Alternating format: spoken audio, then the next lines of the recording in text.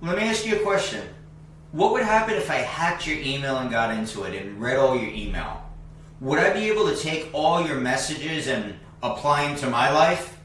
Would they be of use to me? Probably not.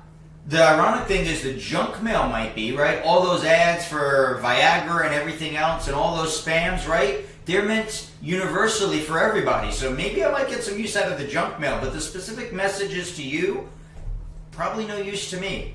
What if I told you it's the same way with the Bible? And this is why people misunderstand it, and this is what breeds fear and division, and it's part of control. You see, the letters in the New Testament, after the four Gospels, were the letters of the apostles written to the churches of the day. They were specific to those churches. Sometimes the letter did not apply from one church to another, and the apostle, like Paul, was addressing a specific set of circumstances to that specific church, let alone they did not universally apply to everybody and anybody today. This is where we have a lot of misinterpretations. This is just lunacy. It makes no sense. The most prominent thing about this is the role of women, for instance. You know, if you're reading the Bible literally and think everything applies to today, women should be completely submissive to their husbands, and they should have no role in the church and no leadership roles and be completely silent, right? And that sounds pretty ignorant.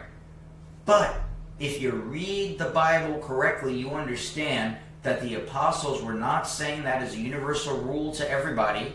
It certainly doesn't apply today, and it didn't even apply to all the churches back then, that they were addressing specific issues and problems. This concept is really important when understanding the Bible. This is how people get it wrong first and weaponize the Bible, and they get all hateful and ignorant and judgmental of others because they don't understand the context. The Bible is a great book inspired by God, but you have to understand it in its cultural and historical context and understand what applies today and how it applies today, how the language has changed, the meanings have changed, the cultures have changed, the concepts have changed. You have to understand what the will of God for us is today, not read everything literally.